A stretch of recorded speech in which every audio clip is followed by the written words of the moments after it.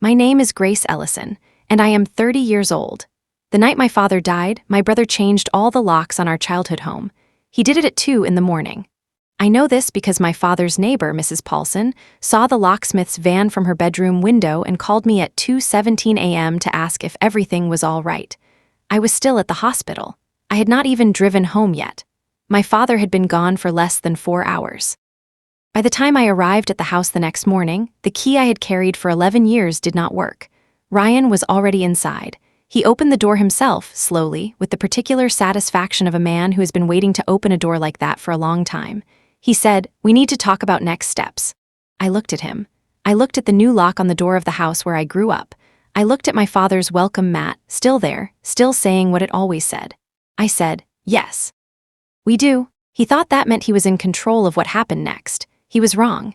He had been wrong since the previous October when our father sat in a law office across town and made sure that whatever Ryan did in the days after he was gone could not change what mattered. Ryan had changed the locks. He had forgotten one thing. Before I tell you what happened next, please hit like and subscribe. Drop your city and local time below. I love knowing where you're listening from. Now let me take you back to 8 years ago, when my father said something I didn't understand until the morning I stood on his doorstep with a key that no longer fit. 8 years ago, I was 22, freshly graduated, living in a small apartment 20 minutes from home, working my first real job, still close enough to my father that Sunday dinners were a given rather than an arrangement. My father, Dad, always just Dad though his name was Frank, lived in the same house he and my mother had bought in 1987, the year before I was born. A 2-story colonial on a quiet street in the kind of neighborhood where people still wave to each other. Brick front, black shutters, a workshop in the garage where he spent most of his weekend mornings and which smelled permanently of sawdust and machine oil and the particular cold metal smell of old tools. The kitchen was the center of the house. It always had been. It smelled like coffee from 6 in the morning until noon and like whatever he was cooking from 5 in the afternoon onward. He made dinner every night, real dinners, the kind that took time, with a cutting board out and the radio on low and the sound of things sizzling in a pan. Sunday was always roast chicken. He had made roast chicken on Sundays since before I could remember, and the smell of it meant home more completely than anything else I know. The hardwood floor in the hallway had a long creak that ran the length of it. You could not walk from the front door to the kitchen without announcing yourself. My father used to joke that it was better than a security system.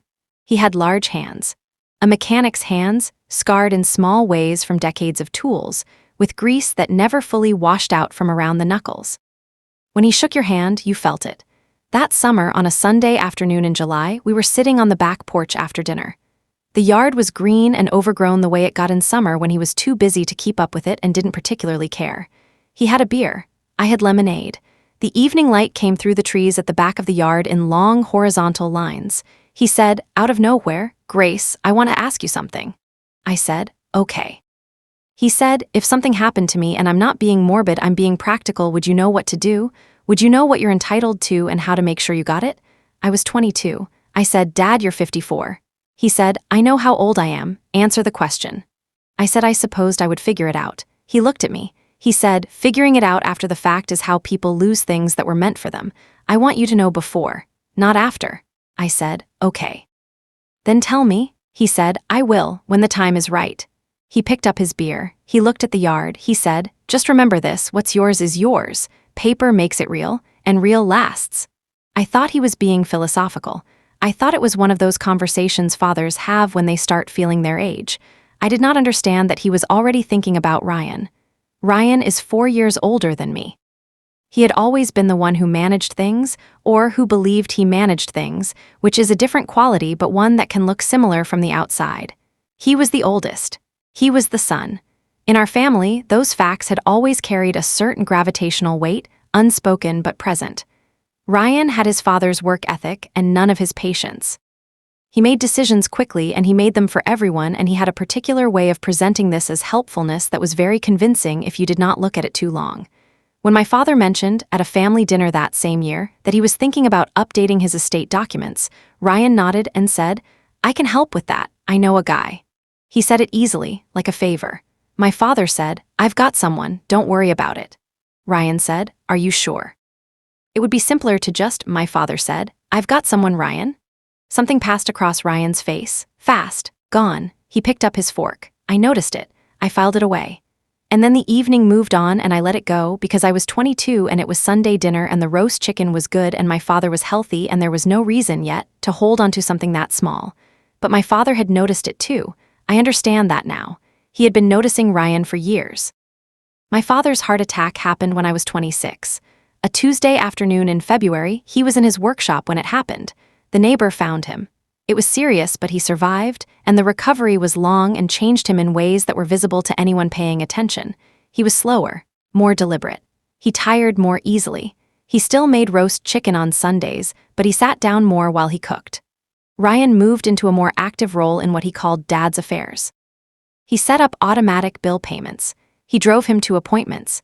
He made himself indispensable in the specific way that people make themselves indispensable when they want to ensure they are the one in the room when decisions are made. My father tolerated it. He was not ungrateful for the help. But I noticed, when I came for Sunday dinners, in the months after the heart attack, that something in the way he moved through his own house had changed. He was more careful with his words around Ryan. More contained. Once, when Ryan had gone to the bathroom during a Sunday dinner, my father looked at me across the table and said simply, "Pay attention." Just that, pay attention. Ryan came back. Dinner continued. My father never said anything more specific than that. 3 months after the heart attack, I was at the house helping my father sort through some things in the garage when I heard Ryan on the phone in the kitchen. His voice carried through the window. He did not know I was just outside. He said the name of an attorney I did not recognize. He said power of attorney and sooner rather than later, and before he makes any more independent decisions. He said it with the flat efficiency of a man discussing a logistical problem. I stood in the garage with a box in my hands and I did not move. I went inside when he hung up. I set the box down on the kitchen table. Ryan was pouring coffee, relaxed. I said, "Who were you on the phone with?" He said, "Work stuff." I said, "Okay." I went back to the garage. I finished sorting. I drove home that evening and I sat at my kitchen table and I wrote down what I had heard, word for word, with the date and the time. And I thought, Dad said pay attention. So I will. I was invisible to Ryan. I always had been the younger sister, the one without a plan, the one who just showed up for Sunday dinners. He did not consider me a variable. He had never thought of me as someone who acted. I decided to remain exactly that. For as long as I needed to. 7 months after the heart attack, I found the envelope. It was in the workshop, on the shelf above his main workbench, between a jar of finishing nails and the manual for a table he had owned since before I was born. A plain white envelope with my name on it in my father's handwriting. The particular printing of a man who worked with his hands, precise, no nonsense, every letter the same careful size. Inside, a letter. A business card, and one line at the bottom of the letter underlined, "Call James Whitfield, he's been ready since October." James Whitfield, attorney, an address 12 minutes from the house. I sat on my father's workshop stool, the same stool I sat on as a child watching him work on Sunday mornings, and I read the letter twice. Outside the small workshop window, the yard was gray and dormant in November. Inside, it smelled like sawdust and machine oil and cold metal. It smelled like him. He had gone to see James Whitfield in October, the month after I overheard Ryan's phone call. The month after the heart attack had made things feel less abstract. He had restructured everything. The house, his house, the one he had owned for 34 years, the one with the workshop and the creaking hallway and the Sunday roast chicken, was placed in a trust with me as the primary beneficiary. Not joint, not shared through a general estate. Mine, directly. In a structure that James Whitfield had built to withstand exactly the kind of challenge Ryan would eventually make. My father had seen Ryan's phone call coming before Ryan made it. He had simply moved first, and he had left me a way in. Specifically, intentionally, with a business card and an underlined sentence and his own particular faith that I would find it and know what to do. I sat in that workshop for a long time. Have you ever had to stay silent to protect yourself, even when every part of you wanted to speak up? Tell me in the comments. I read everyone. I did not call James Whitfield that day. I needed to think. I needed to sit with what I knew before I took any step. Over the following weeks, I listened. I watched Ryan's behavior, the way he was edging my father toward fewer independent decisions, the way he framed every conversation about finances as protection rather than control. I heard him on the phone twice more. Once he set a date, a specific date in April. He said the paperwork should be finalized before spring. He said she won't push back. He meant me. I went home, I opened my phone, I texted James Whitfield 2 words, "I'm ready." He replied within the hour, "Your father said you would be, come in Monday." And that night, Ryan was at his own house across the city, going over documents with his wife, certain that the plan he had been building since my father's heart attack was nearly complete. He did not know what was already filed. He did not know what my father had already done. He went to sleep thinking the April date was what mattered. It was not. And if you haven't already, please hit that subscribe button because this story is about to turn. James Whitfield's office was the kind of place that had been in the same location for 30 years and had no intention of moving. Second floor of a building near the town center, with oak bookshelves and a window that looked onto the street below, and the smell of old paper that certain offices acquire over time like a credential. He was a compact, unhurried man with reading glasses he took on and off as he spoke. He had known my father for 11 years. He said so in the way people say things that are also an assessment, measuring whether I understood what that meant. He walked me through the trust structure in plain language. The house was mine. The contents were mine. The workshop and everything in it, the tools my father had accumulated over 40 years, the table saw, the workbench, the jar of finishing nails above the shelf where I found the envelope, mine. He said, "Ryan has been working with his own attorney. They have prepared documents aimed at establishing him as sole executor with broad discretionary authority. Their argument will be that your father's capacity has been diminished since the heart attack." He said, "We have documentation that this trust was established when your father was entirely competent, prepared with appropriate witnesses, and that it predates any claim Ryan's attorney can make about diminished capacity. The trust does not pass through probate. Ryan cannot contest it on the grounds he believes he can." He said, "What he can do is make noise. He will, but noise and legal standing are different things." He looked at me. He said, "Your father was very clear about one thing." He said, "Make sure Grace knows she doesn't have to fight. The fight is already done." I sat with that for a moment. Then I asked what I needed to do and when. James Whitfield said I needed to do nothing before my father passed. The trust activated automatically. I needed only to bring the documentation to whatever proceedings Ryan initiated and to stay calm while I did it.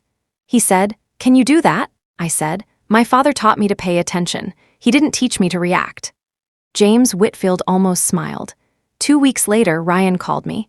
He said he wanted to have lunch, just the two of us, to talk about Dad, about the future, about how we were going to handle things as a family.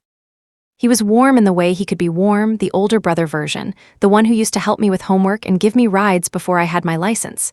He said, "I just want us to be on the same page." I said, "I'll think about it." He said, "Grace, we're family. We should be doing this together." I said, "I know, I'll think about it." He paused. He said, "Okay." He thought that meant he still had time to bring me around. My best friend Nina called that night. She said, "You've been different lately, quiet in a way that isn't normal for you." She said it with the directness of someone who has known you long enough to say things like that. I said, "I'm handling something." She said, "Are you okay?" I said, "I will be." After we hung up, I drove to my father's house. He was awake. He was having a good evening. Those still happened in the months before the end, evenings where he was himself entirely. We sat in the kitchen and he made tea, which he could still do, and we talked about nothing important and everything that mattered. At some point I said, "Dad, I found the envelope." He looked at me. Something in his face settled. He said, "Good." I said, "You didn't tell me." He said, "I didn't want you to carry it while I was still here. I wanted you to just be my daughter." He wrapped both hands around his mug. He said, "You're going to be fine, Grace." I said, "I know." I drove home through streets that were cold and quiet, and I sat in my car outside my apartment, and I cried, not from grief, though grief was already living in me, making room. I cried because he had thought of me specifically while he was managing his own illness and his own fear. He had thought about what I would face after he was gone, and he had quietly, carefully made sure I would be okay. I wish this were different.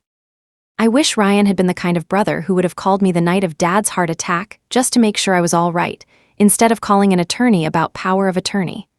I wish he had been someone my father could have trusted with the keys to everything, instead of someone my father had to plan around. I wish we had been the kind of family that didn't need envelopes and trusts and careful documentation. But wishes don't hold a deed. Paper does, and my father's paper was already filed. My father passed on a Thursday evening in late March. I was with him. Ryan arrived an hour later. He was measured that night, appropriate. He handled the calls to the funeral home, to the extended family, to the various people who needed to be told. He was efficient. That was always his best quality, and I did not withhold credit for it that night. At 2 in the morning, I drove home to sleep. At 2:17, Mrs. Paulson called. I did not go back that night. I let him change the locks.